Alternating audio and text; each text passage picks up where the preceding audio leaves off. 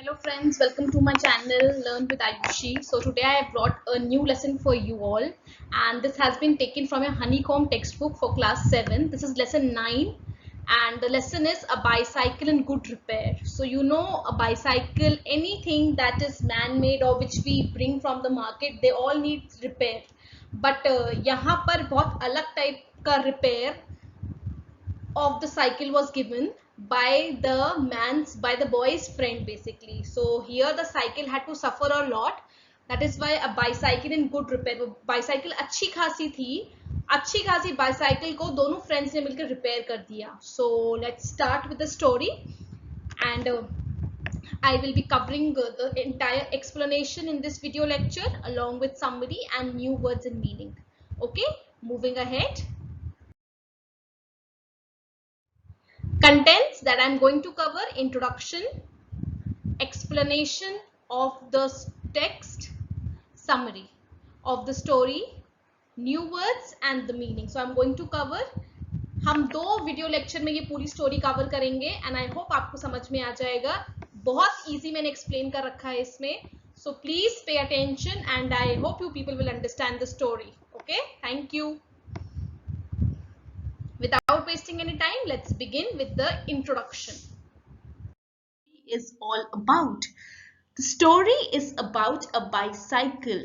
Good repair means a bicycle which needs a repair. Okay, you understand what repairing a bicycle means? Getting it okay to ride it on the road. So I'll quickly give you an introduction of the lesson. If you wish to go on a long bicycle ride, the bicycle should be in good condition.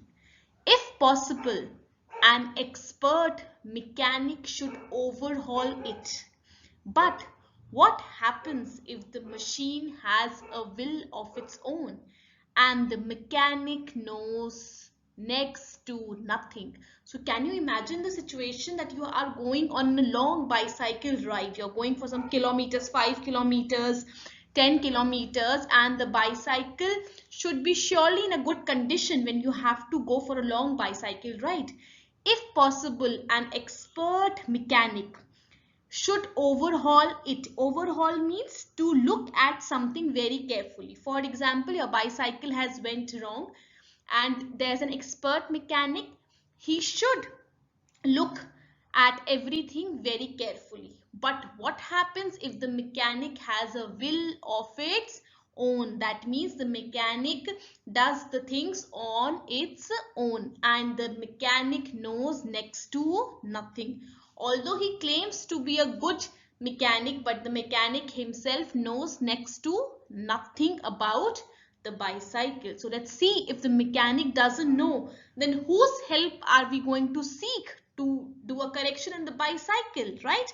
So that's what they are saying here. Now let's see what's going to happen. They have left a question mark for us to read further and understand better. So let's quickly move to the first paragraph of the lesson, a bicycle in good repair. A bicycle in good repair. A man I knew proposed one evening we should go for a long bicycle ride together on the following day, and I agreed. I got up early. For me, I made an effort and was pleased with myself. He came half an hour late. I was waiting for him in the garden. It was a lovely day, he said. That's good looking machine of yours. How does it run? Oh, like most of them, I answered. Easily enough in the morning. Goes a little stiffly after lunch. He caught hold of it by the front wheel and shook it violently. I said, don't do that, you'll hurt it. I did not see why he should shake it. It had not done anything to him. Besides, if it wanted shaking, I was the proper person to shake it. I felt much as I should had, he started whacking my dog. He said, "This front wheel wobbles." I said, "It doesn't if you don't wobble it." It did not wobble, as a matter of fact. "Nothing worth calling a wobble," he said. "This is dangerous. Have you got a hammer?" I ought to have been firm, but I thought that perhaps he really did know something about the business. So now there was a man, or you can say he met a man. A man I knew proposed one evening. Proposed means he suggested one evening that we should go for a long bicycle ride together, right? And he agreed. He got up early in the morning, he made an effort, and he was very happy with himself that he has got up ready and he's ready to go for a bicycle ride. And the person who proposed him for a long bicycle ride came half an hour late, and the author was waiting for him in the garden. And it was a lovely day, he said. "That's good looking machine of yours." And that man who came, and he said, "That's a good looking machine of yours. How does it run?" Then the author said, "Oh, like most of them." I answered, "Easily enough in the morning, goes a little stiffly after lunch." So he answered that it's very easy to ride it in the morning and it goes little stiff after lunch. He caught hold of it by the front wheel. Okay, so he caught the bicycle from the front wheel and shook it violently. Okay, and shook it, and he had held the bicycle handle, and it was shaking it violently. I said, "Don't do that, you'll hurt it. You will hurt the bicycle." Okay. I did not see why he should shake it. He didn't get a point at why is he shaking the bicycle. Okay. Besides, if it wanted shaking, I was a proper person to shake it, as he was the owner of the machine, so he was a proper person to shake it. I felt much as I should. He started whacking my dog. So he started whacking his dog. Whacking means beating his dog. First he shook his bicycle, and now he started beating his dog. He said, "This front wheel wobbles. This front wheel moves unsteadily from here and there." Wobbly means moving unsteadily from side to side. Okay, so he's saying this front wheel of the bicycle is wobbling. I said, "It doesn't if you don't wobble it." If you're not going to move it unsteadily right from side to side, it will not do it. It did not wobble, as a matter of fact. "Nothing worth calling a wobble," he said. "This is dangerous. Have you got a hammer?" And he said that, "Do you have a hammer?" I ought have been firm, but I thought that perhaps he really did know something about the business. So he thought that maybe he knows something about being a good mechanic, or he knows about that business. So that's what the author is saying here with business. He's talking about the mechanic business. Clear to everyone? Let's quickly move to the next paragraph. Let's see what happens next. So moving next.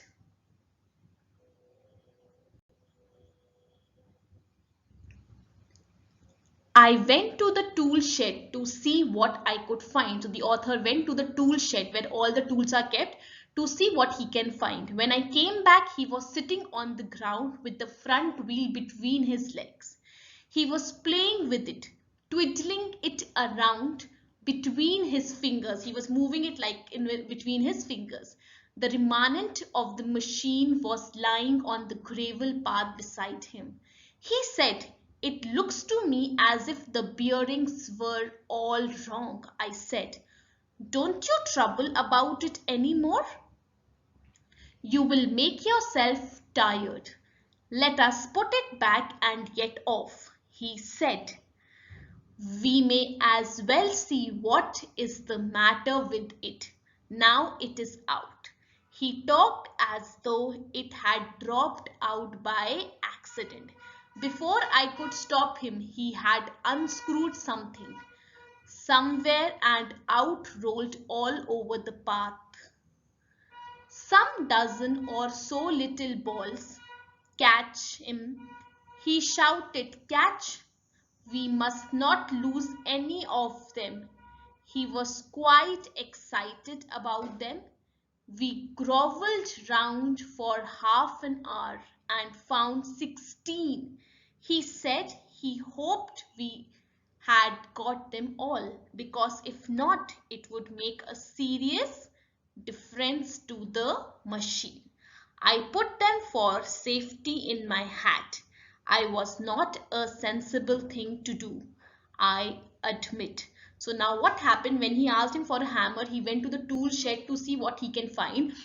Till the time he came back, what he found was that the man was sitting on the ground with the front wheel between his leg. He had taken out the front wheel and he had kept the wheel between his legs. He was playing with it, and he was playing with it, twiddling with it. Twiddling means he was turning it round here and there, twiddling it, and then round between his fingers the remanent means the remaining part. The remanent means the remaining parts of the machine were lying here and there, were lying on the path of the small stones, were lying here and there, right? Then what happened? He said, it looks to me as if the bearings were all wrong. So he's saying that I think all the screws that were there that had been put in wrong. So he was then, I think all the bearings were all wrong. I said, don't you trouble about it anymore? Are you not overthinking about it anymore? You will make yourself tired. The author said you're going to make yourself tired if you're going to fit this and put it properly. Let us put it back and get off. And he said, let us put all these things back and let's start for the long bicycle ride that we were supposed to do, right? Then what happened further?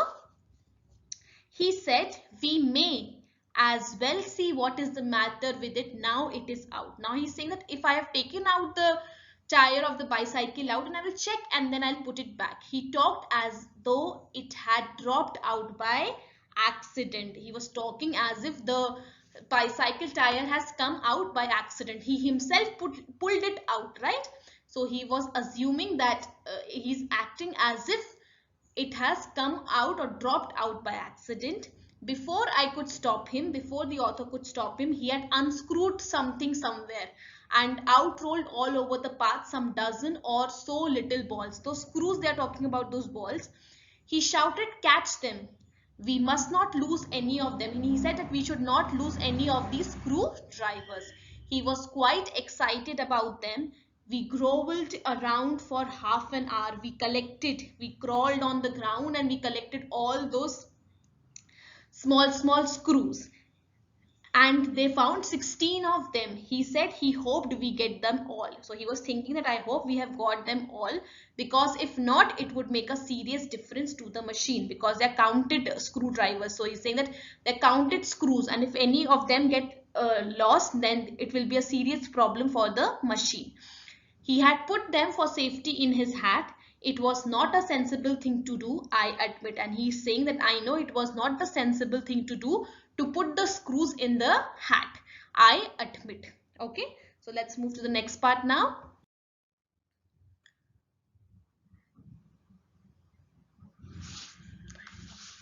He then said that while he was about it, he would see to the chain for me, and at once began taking off the gear case.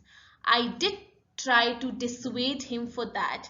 I told him what an experienced friend of mine once said to me solemnly, if anything goes wrong with your gear case, sell the machine and buy a new one.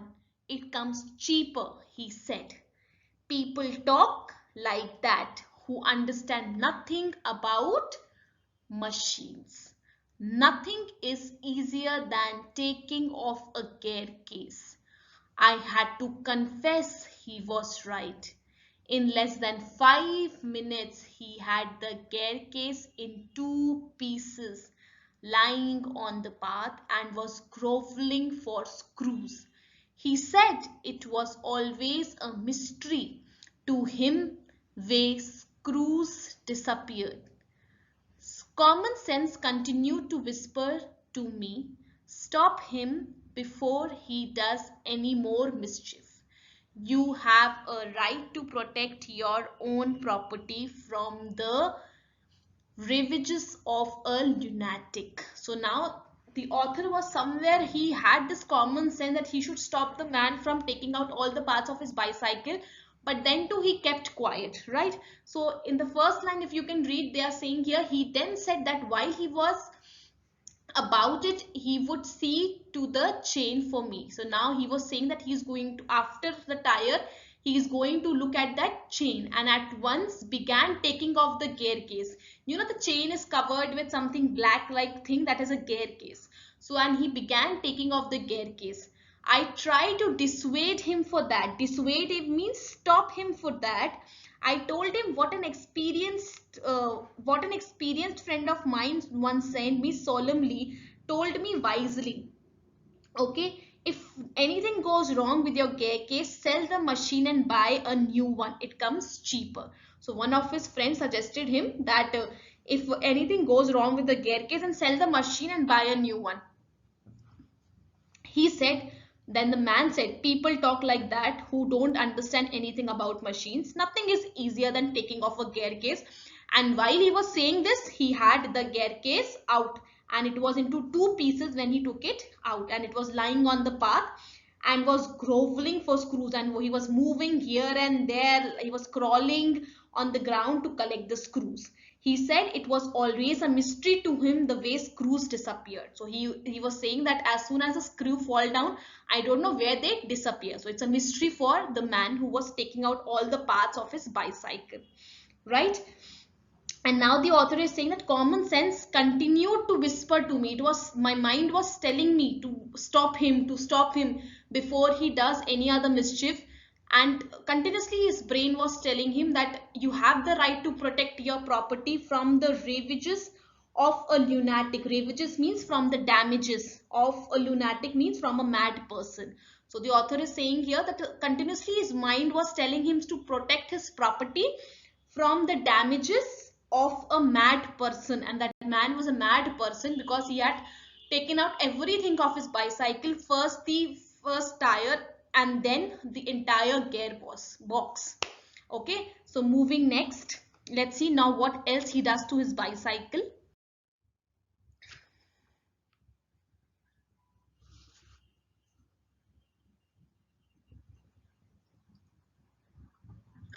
Take him by the scruff of the neck and kick him out of the gate.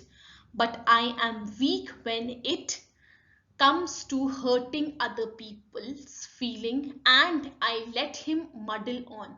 He gave up looking for the rest of the screws.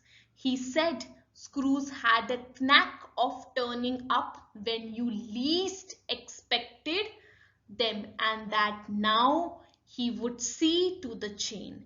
He tightened it till it would not move.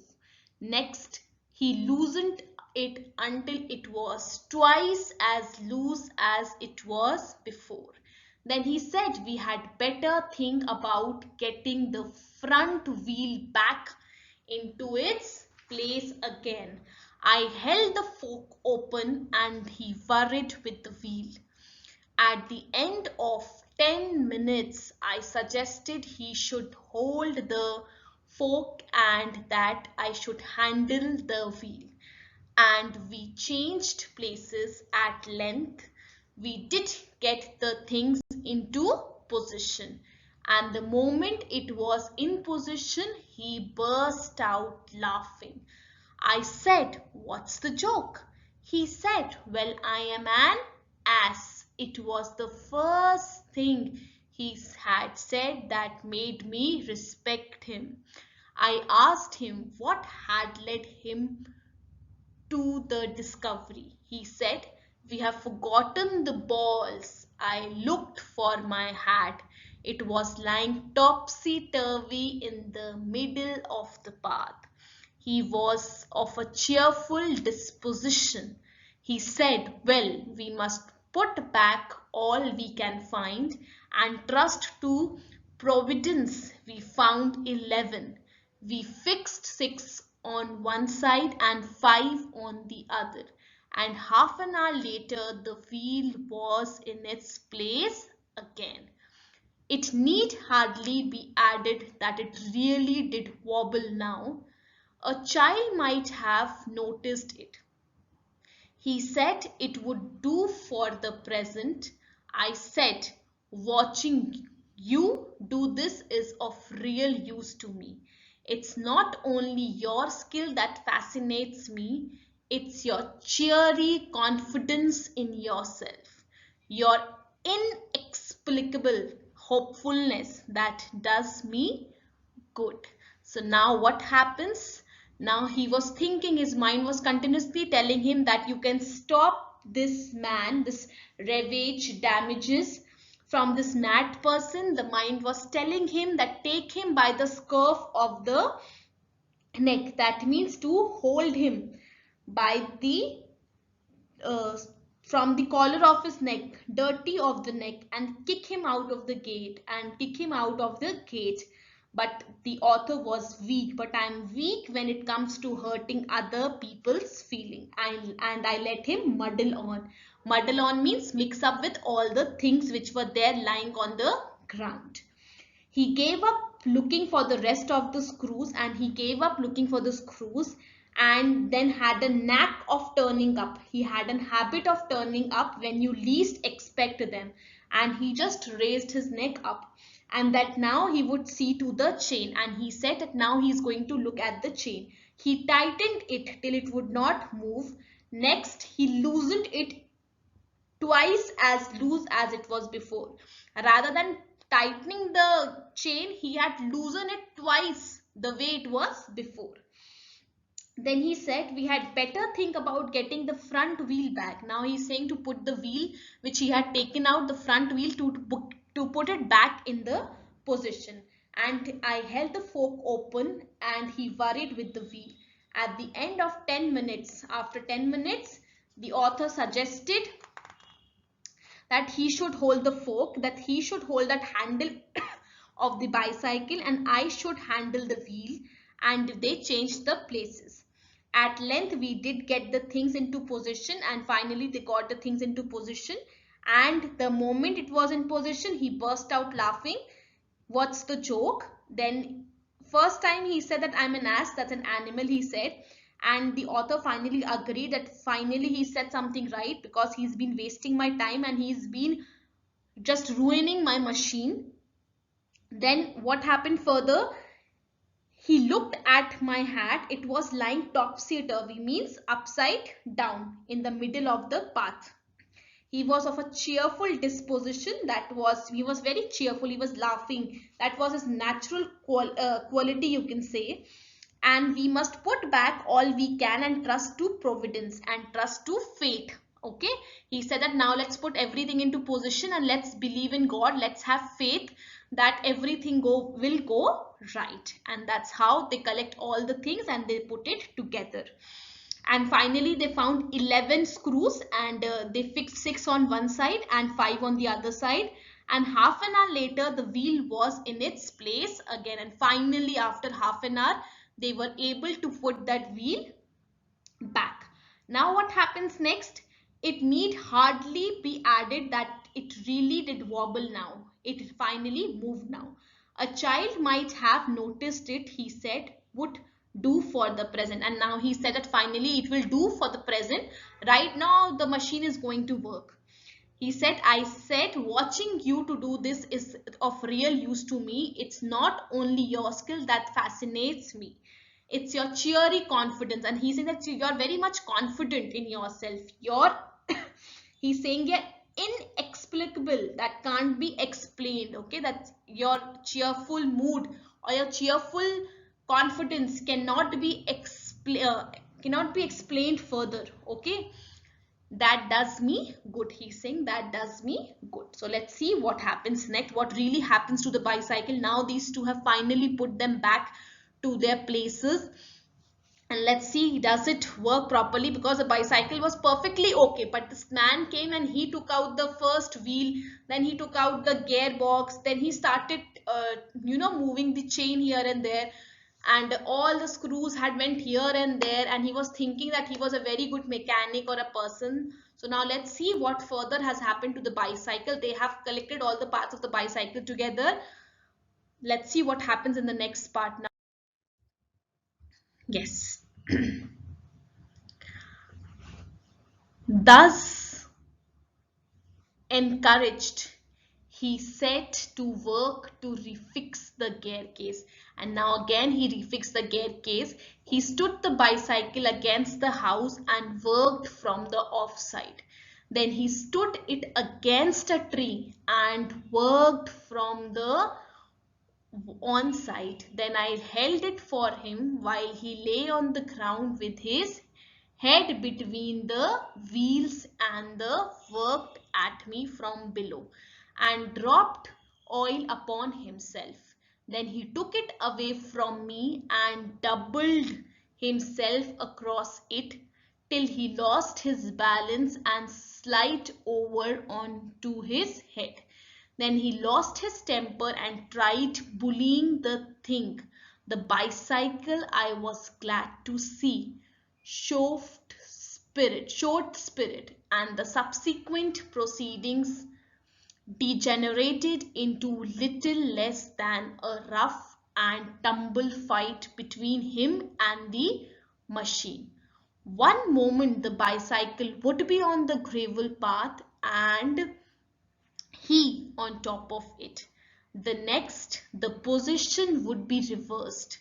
He on the gravel path, the bicycle on him. Now he would be standing flushed with victory, the bicycle firmly fixed between his legs. But his triumph would be short-lived. By a sudden quick movement, it would free itself and, turning upon him, hit him sharply over the head with one of its handles. At a quarter to one, dirty and disheveled, cut and bleeding, he said, "I think that will do," and rose and wiped his brow. The bicycle looked as if it also had enough of it, which had received most punishment. It would have been difficult to say. I took him into the back kitchen where, so far as was possible, he cleaned himself. Then I sent him home. Now what happens is next that now he was refixing the gearbox and he stood the bicycle against the house and they were working from the off side, and he stood it against a tree, means he stood it against a tree. He took the, you can say, he took the support of the tree to make the bicycle stand and worked from on site. Then I held it for him. He held the bicycle for him, and if you must have seen the mechanics, they go below the car to check the oiling and everything. So same here, even he was doing like a mechanic only. He sometimes he was putting the bicycle on himself, sometimes he was on top of the bicycle. That's what they are saying here. Then I held it for him while he lay on the ground with his head between the wheels and worked at it from below and dropped oil upon himself. So he was dropping oil on himself. That is what was happening. Then he lost his temper and tried bullying the things. Now he was very irritated, the man who was putting the bicycle, and he tried bullying the things, means tried throwing the things here and there. The bicycle, I was glad to see. He was glad to see the bicycle. That bicycle showed the spirit and the subsequent proceedings. Okay, that was there going with the bicycle. Rough and tumble fight between him and the machine. So basically there was a fight between the mechanic and the machine.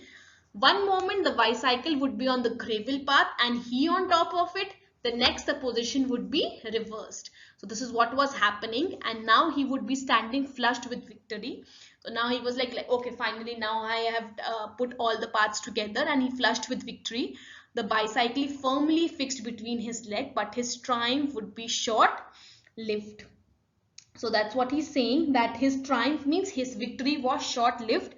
By a sudden quick movement, it would free itself and, turning upon him, hit him sharply over the head with one of its hand. And finally he was very happy. Okay, he was very rejoicing with his victory, that finally he has fixed everything in the bicycle. But at the next moment only, the bicycle fell on him. Okay, so quick movement, it would free itself.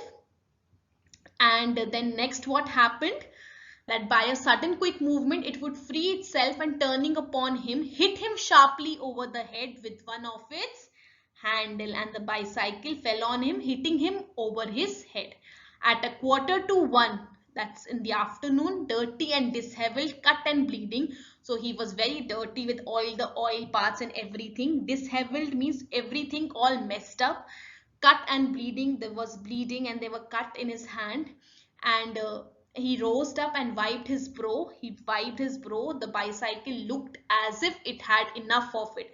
Means the bicycle was more in pain as compared to the man, because what all the bicycle had gone through for that duration of time could not be expressed. That's what the author is saying here.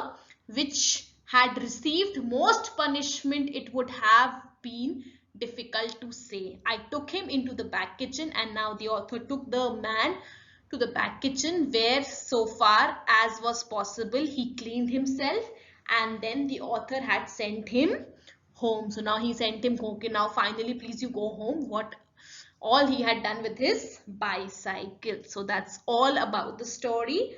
A bicycle in good repair. So a bicycle was in the best condition, and the man came and he took out all the parts of the bicycle, and he had actually destroyed the entire machine. So that's about a bicycle in good repair. Let's quickly move to the summary of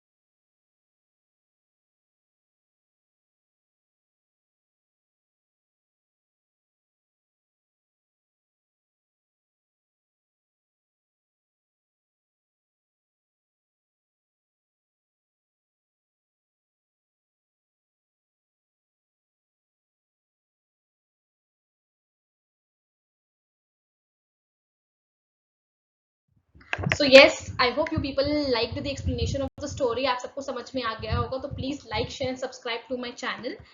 ये सारे icons आपके video के नीचे available है. Subscribe, bell icon, like, share and comment. Please please please, it's my request, किसी एक को भी क्लिक करें so that I get motivated and prepare more videos.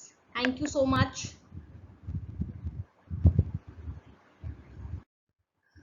Thank you. Have a nice day. Stay home, stay safe.